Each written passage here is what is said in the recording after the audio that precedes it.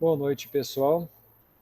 Vamos começar uma aula hoje, então, em relação à globalização. Vamos entender um pouquinho esse processo de globalização que houve, então, na nossa história, no nosso tempo, tá?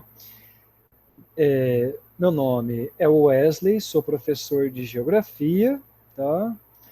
E nós hoje vamos tratar um pouquinho sobre esse processo histórico, tá?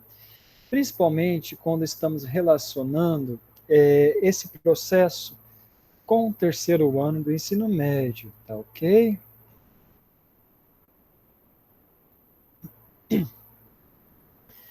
Geografia, cursinho, então, um pré-vestibular, mas também com temas relacionados ao terceiro ano do ensino médio. Então, portanto, professor Wesley, meu nome é Wesley. Apresentação. Geografia, tema globalização, pré-vestibular 2020, professor Wesley. A globalização no Brasil, então, ela tem uma retomada, tá, histórica que chega, então, nos processos atuais. Perpassa por uma série de fatores históricos e geográficos. Pode-se dizer que, desde que os europeus chegaram ao que hoje é chamado de território brasileiro, o Brasil está inserido num processo de globalização. Entretanto, o consenso é que somente a partir da década de 1990 que a globalização passou a ter o maior impacto na economia brasileira. A sequência didática, então, portanto, aula 1, globalização, tem, então, tópicos importantes que vamos trabalhar hoje a respeito. Nova Ordem Mundial, Milton Santos, Globalização no Brasil, 1990, fim da Guerra Fria, globalização, avanço tecnológico, consequências da globalização, a xenofobia, desculpa, B, exclusão digital, a interatividade e conclusão de aula. Nova ordem mundial, globalização. Os Estados Unidos, portanto, capitalista, tem o poder concentrado ao lucro, empresas privadas, bens de consumo. Entre outros, palavra-chave, competição. Já na antiga União Soviética, URSS, socialista, uma economia planificada, tá? A palavra-chave, igualdade, porque o socialismo trata, então, a retirada da empresa privada, né? O Estado contendo o poder de controle total, a economia de igualdade, então, está relacionado com o processo de comunismo, socialismo. Já, então, nos Estados Unidos, o capitalismo tem o quê? A margem de lucro, bens de consumo, a oferta, a demanda, as empresas, né, privadas e etc. Então, a palavra-chave, consumo, e temos aqui, então, portanto, uma imagem que reflete o período em que o nosso planeta, nosso mundo, esteve dividido em dois blocos econômicos, tá? A polarização, capitalismo e socialismo. No capitalismo, nós temos a livre economia com pensamentos de liberalismo econômico, temos a democracia, a propriedade privada, OTAN, portanto, Estados Unidos e a inteligência americana, CIA, primeiro mundo. Do outro lado, socialismo, economia controlada pelo Estado, partido único, igualdade, tá? Ao contrário de propriedade privada,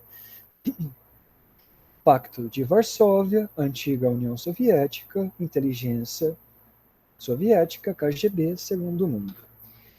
Países integrantes da OTAN. Temos, então, algumas bandeiras que está relacionado aqui, como Albânia, Bélgica, Bulgária, Canadá, Croácia, República Tcheca, Dinamarca, Estônia, França, Alemanha, Grécia, Hungria, Islândia, Itália, Letônia, Lituânia, Luxemburgo, Holanda, Noruega, Polônia, Portugal, Romênia, Eslováquia, Eslovênia, Espanha, Turquia, Reino Unido e Estados Unidos como principal capitalista.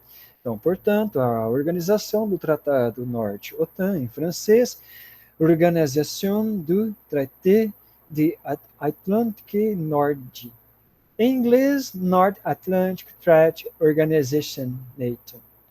Por vezes chamada Aliança Atlântica, é uma aliança militar intergovernamental baseada no Tratado do Atlântico Norte, que foi assinado em 4 de abril em 1949.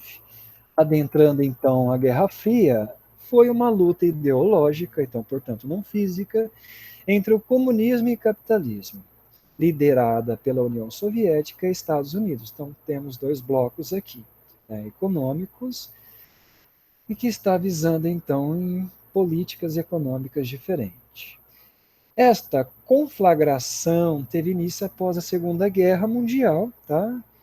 No final de 1945, mais precisamente em 1947, o presidente americano Henry Truman faz um discurso no Congresso americano afirmando que os Estados Unidos poderia intervir em governos não democráticos. Então, ele está anunciando aqui o início da Guerra Fria. Em 1947, com o objetivo de combater o comunismo e a influência soviética, o presidente americano Harry Truman proferiu um discurso no Congresso americano. Nele, afirmava que os Estados Unidos se posicionariam a favor das nações livres que desejassem resistir às tentativas de dominação externa.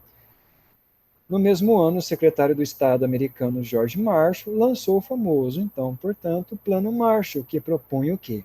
A ajuda econômica aos países da Europa Ocidental.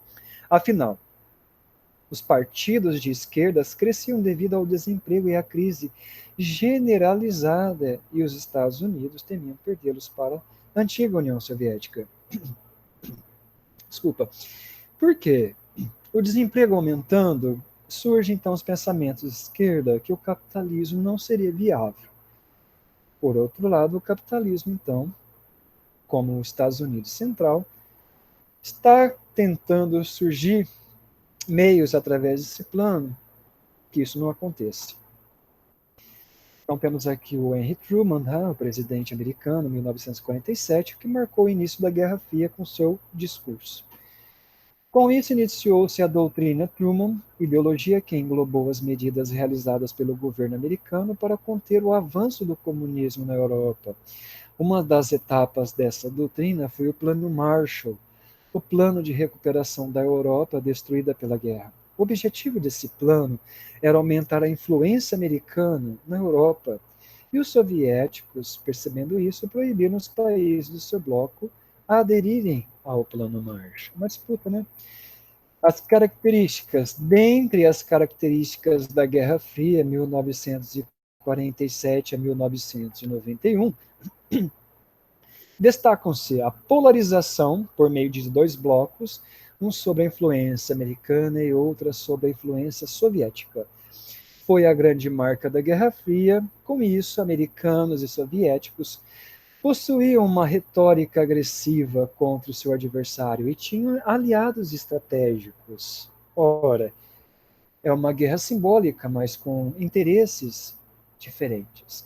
Houve uma tentativa de alguns países de realizarem uma política externa independente, sem que fosse necessário aliarem-se a algum dos dois países, blocos dominantes.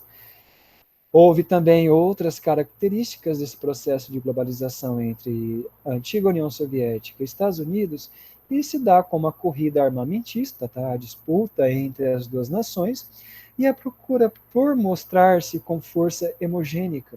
Motivaram ambos a investir em pensamentos no desenvolvimento de armas de destruição em massa, as bombas nucleares e termonucleares. Houve também a corrida espacial, a disputa entre as duas nações, manifestou-se também a área tecnológica e entre 1957 e 1975 concentrou-se na exploração do espaço.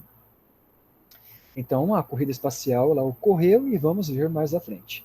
interferência estrangeira também aconteceu nesse processo. Os dois países realizaram, ao longo dos anos de Guerra Fria, uma série de interferências em nações estrangeiras como forma de garantir seus interesses.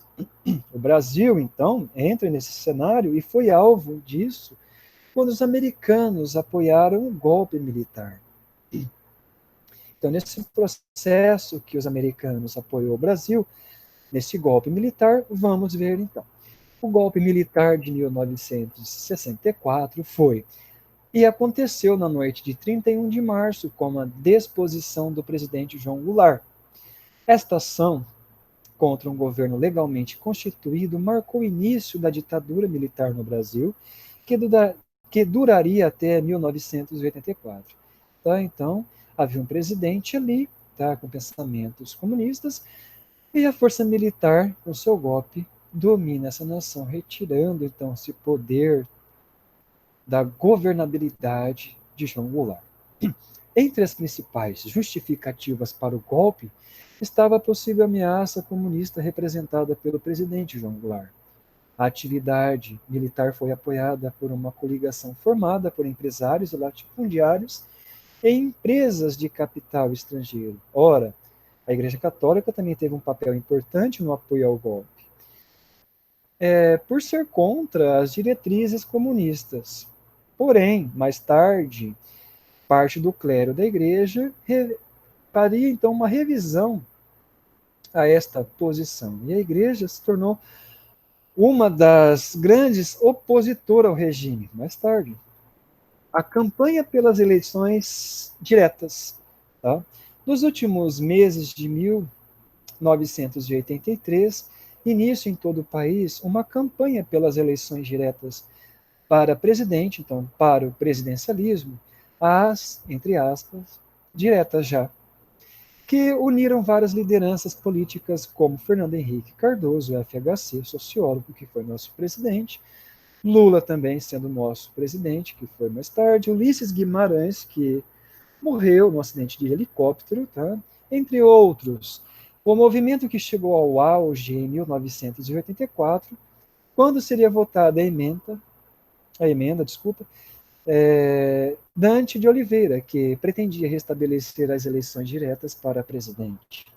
No dia 25 de abril, a emenda, apesar de obter a maioria de votos, não conseguiu os 2/3 necessários para sua aprovação. Logo depois da derrota de 25 de abril, grande parte das forças de oposição resolveu participar das eleições indiretas para presidente. O PMDB lançou Tancredo Neves, tá? Ele faleceu, não tomou posse, porém ele tinha então como vice Sarney, e esse então toma a presidência da nação. Desculpa. Reunido então o colégio eleitoral, a maioria dos votos para Tancredo Neves, o que acontece? Provoca a derrota de Paulo Maluf, candidato do PDS. Desse modo, encerrava-se os dias da ditadura militar. Então, a nossa ditadura, que foi apoiada então pelo processo da Guerra Fria, lá dos americanos que apoiavam o golpe, deu-se fim então, em 1984 com a direta já.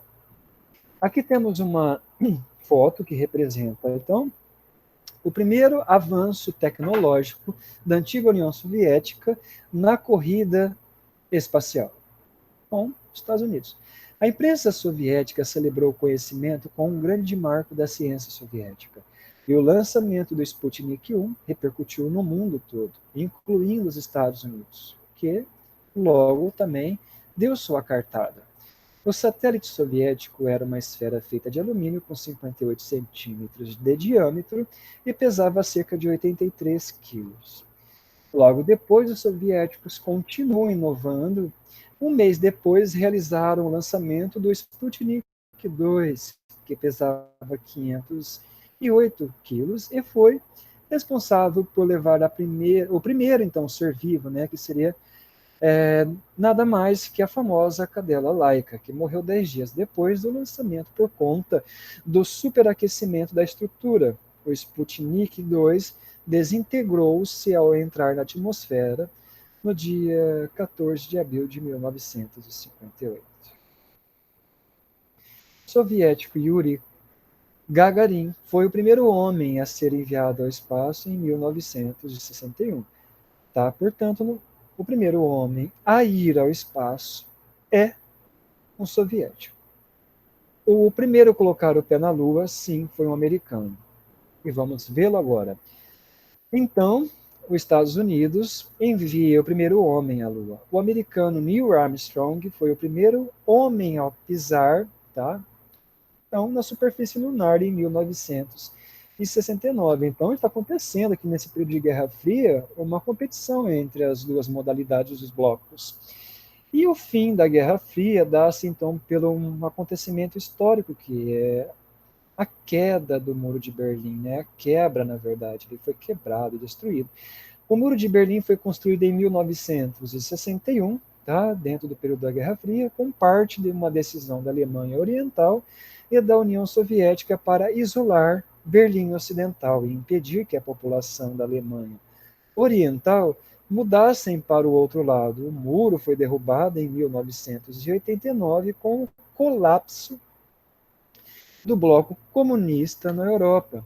Aqui temos uma representação, então, do muro, tá? É um muro físico, não teórico, existiu. A Alemanha Oriental está sob a influência socialista e soviética, portanto, no processo da Guerra Fria, com capital em Berlim. Por sua vez, a parte ocidental vivia sua órbita capitalista e americana, tá? Cuja capital era Bonn. E nessa divisão seguia a lógica da Guerra Fria, que dominou a ordem mundial em 1989 com a queda do Muro de Berlim. Aqui temos uma outra representação, uma foto real, tá? Quando surge, então, a primeira revolta, né, que vai se dar a destruição desse muro, né? Temos uma parte do muro comunista e a capitalista. A queda do Muro de Berlim, ela se deu então no período no ano de 1989, em 9 de novembro, um evento crucial na história mundial, que marcou a queda da cortina de ferro e o início da queda do comunismo na Europa Oriental e Central. E temos também um geógrafo famoso brasileiro, Milton Santos, que vai analisar esse processo de globalização dentro do nosso Brasil. Então, pela visão de Milton Santos, a globalização ela pode ser entendida com a existência de pelo menos 3 mundos num só. O entendimento de como seriam esses mundos passa pela compreensão do que é a globalização. É por isso o autor identifica os mundos de acordo com a percepção, com a realidade e com a possibilidade. Mesma visão, a globalização beneficia o Brasil? Segundo a Organização Mundial do Comércio, a liberalização do comércio global é um estímulo importante ao desenvolvimento de países emergentes como o Brasil. Só a agricultura que responde por 40% das exportações brasileiras, tá? Gera 20 bilhões por ano. Então, o capitalismo visa a exportação mais do que a importação. Estima-se que a redução de barreiras tarifárias da União Europeia, por exemplo, poderia incrementar as exportações brasileiras em 30%. Então, portanto, a globalização no Brasil continua com pensamentos, tá? De análises, que seria como? A maioria dos países capitalistas, portanto, o Brasil também se mantém no mercado internacional capitalista, participando na compra e venda de produtos e serviços, entre outras nações. Os países pertencentes a um bloco econômico, portanto, conhecemos sim o Mercosul, garantindo a sua participação em parceria com as outras nações, na formulação de estratégias econômicas que visem o crescimento dos países membros. Em 1990, com a introdução do Plano Collor, que também foi um presidente, tá? Neoliberal, o Brasil passa a adotar uma série de medidas que vai o quê? Acelerar a sua consolidação no mundo globalizado. O neoliberalismo está ligado com o capitalismo e o processo de globalização, tá? Porque o neoliberalismo ele tem o crescimento da indústria, a privatização de estatais. Com o neoliberalismo, então, o surgimento de empresas multinacionais são alguns dos fatores importantes que ajudam, então, o cenário de crescimento de um país. As vantagens e desvantagens da globalização para o Brasil. A vantagem é a abertura, então, foi o ponto fundamental no combate à inflação e para a modernização da economia com a entrada de produtos importados. O consumidor foi beneficiado. 1. Produtos importados mais baratos, de melhor qualidade e oferta ampliada. 2. Disponibilidade de produtos nacionais com preços menores e mais qualidades. Então, o consumo foi maior. Engrenou o comércio, né, a indústria, né, o processo capitalista. É o que vemos em vários setores, como eletrodomésticos, carros, roupas, bens duráveis, né, cosméticos e serviços, como lavanderias, e etc., que seriam, então, alguns também bens não duráveis. Os três desafios principais para o Brasil, apresentados pela globalização. Temos o Brasil, por ser um país democrático, precisa lidar com a realidade de que seu governo tem menos controle sobre a economia do que já teve. E 2, o Brasil luta para participar da governança global nos últimos anos, tenta participar permanentemente do Conselho de Segurança da ONU. E o Brasil é um país emergente, né? Ele está tentando se adequar ao novo capitalismo globalizado. E 3, por final, o Brasil é o palco de lutas globais pela preservação do meio ambiente. Aqui temos uma interatividade, tá? Para o geógrafo Milton Santos, existiriam três mundos num só: a globalização como fábula, a globalização como perversidade e uma outra globalização. Com base na afirmação e na imagem, pode-se compreender que o processo de globalização, temos opções embaixo, analisem a figura e façam um teste ao conhecimento adquirido até agora.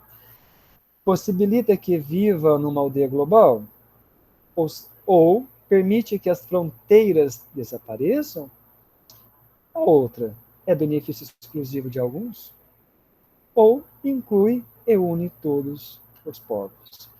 Então, o processo de globalização no Brasil pode-se dizer que desde que os europeus, lá em 1500, chegaram ao que hoje é chamado território brasileiro, o Brasil está inserido, então, portanto, no processo de globalização que começou lá. Entretanto, o consenso é que é somente a partir da década de 1990 que a globalização passou a ter um maior impacto na economia brasileira. Então, a globalização, ela traz alguns fatores importantes. A revolução tecnológica fez o mundo dos negócios e as relações interpessoais experimentarem uma fase nunca observada na história, principalmente entrar em contato com a tecnologia, a internet, com culturas diferentes, né? Nós podemos adentrar em etnias diferentes, mas também ocorrem alguns problemas, tá? Como a xenofobia, que seria um ódio, um preconceito à etnia, à cultura diferenciada, avanço nas comunicações como internet, meio de transportes, medicamentos, etc. Na medida, então, que a tecnologia e a ciência avançam, desculpa, a sociedade muda seu comportamento. As características, então, do neoliberalismo são a privatização de empresas estatais, para reforçar, tá? Livre circulação de capitais internacionais, a abertura econômica para adentrar de empresas multinacionais, porque, sim, nosso país é capitalista e todos os países capitalistas têm multinacionais ali, tá? Então, o poder está centralizado no mercado, saindo do Estado. Temos alguns exemplos aqui de multinacionais, como McDonald's, né? O Visa, a própria Google, Walmart, Facebook, Samsung, etc. São vários, né? Então, as multinacionais ou transnacionais são empresas com atividades que se realizam entre diferentes nações. Apesar de as empresas internacionais atuarem em vários países, elas possuem uma única sede, tá? No seu país de origem. Porque no terceiro mundo, digamos assim, um país pobre, emergente, instalar uma outra filial seria mais viável porque a mão de obra é mais barata, né? E os paraísos fiscais que liberam, tá? Isenção de impostos, também é um dos fatores, né? De lucro para essas empresas em países subdesenvolvidos. O multiculturalismo seria exatamente uma das principais mudanças do processo de globalização, né? Ou seja, outras culturas interligadas por meio da rede de computadores e pela internet e outros. Também vai provocar um processo, tá? Que nós vamos ver mais à frente, que seria o preconceito, a xenofobia dessas pessoas. Então, esse neoliberalismo, esse processo globalizado capitalista, ele vai provocar o enfraquecimento no Estado Nacional, divide boa parte do seu poder em outras organizações, progressiva descentralização do poder estatal do Estado, com o avanço de organizações e comunidades locais, passam a concentrar crescimento das ONGs, tratando então problemas que eram exclusivos do Estado, agora não mais, tá? Formação de poderes com abrangência internacional, como a ONU sempre estando presente, o OMC e o OMS. O processo de globalização também no Brasil e no mundo produz uma exclusão digital, um conceito dos campos teóricos da comunicação. Sociologia e tecnologia da informação também estuda como história esses processos, tá? Nem todos podem ter acesso, porque o processo capitalista globalizado, ele vem então trazer essa exclusão, né? Porque alguns se tornam muito ricos, outros não. Outros nem infraestrutura têm, nem luz elétrica, né? Como vão ter então acesso à tecnologia se nem salário às vezes tem? Então, esse processo também da exclusão e inclusão digital surge na sociedade brasileira devido à globalização, porque o processo de globalização traz a inovação tecnológica, permitindo interligar o mundo todo em qualquer momento. Mas não são todos que têm a possibilidade de estar em contato com estas tecnologias, seja por falta de infraestrutura, como, por exemplo, luz elétrica, ou linha telefônica, etc. É aquilo que o professor falou anteriormente. Provocando, então, nesse culturalismo, né, a rede interligada, trazendo várias etnias, tá? Mas também surgem os preconceitos, difundido também, individual ou coletivo em redes, tá? A famosa xenofobia.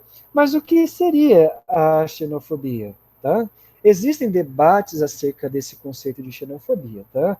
Não sendo um ponto pacífico entre os teóricos do tema. Há certo consenso de que a xenofobia consiste em um conjunto de atitudes ou práticas relacionadas às origens das pessoas. Então, alguns outros grupos têm preconceitos, tá? Práticas, atitudes aí relacionado a pessoas de outros lugares da região do próprio país ou até outro país. Mas, a depender do contexto, a pessoa que a utiliza, seu significado pode ser distinto, né? Às vezes pode ter algo pessoal ali. A xenofobia, o que é? Bom, na sua opinião, é algo antigo que sempre existiu? Com o surgimento da mudança de fronteiras globais físicas e políticas? Sim, o preconceito sempre surgiu, né? Ah, mas agora ela se expande, né, com o processo de globalização. Temos aqui uma interatividade, quem queira fazer, tá? Essa pergunta, eu digo, faça porque vai ser bom. Sobre a economia globalizada, responda as alternativas corretas, de 1 a 4. A. Homogeneizou as culturas e reduziu as discrepâncias econômicas entre os países. B. Integrou economias e possibilitou a difusão de hábitos dos lugares pelo mundo. C. Deu visibilidade às minorias, aos povos e culturas de recantos isolados do mundo. D. Quase anulou a xenofobia, os conflitos étnicos e religiosos em todo o planeta. Lembrando também que a xenofobia pode acontecer e ocorrer também dentro desse mundo globalizado, entre lugares, religiões, etnias, culturas, etc. Pessoal, muito obrigado. Essa foi nossa aula de um processo de globalização até chegar ao nosso Brasil. Espero, então, até a próxima. Muito obrigado, pessoal.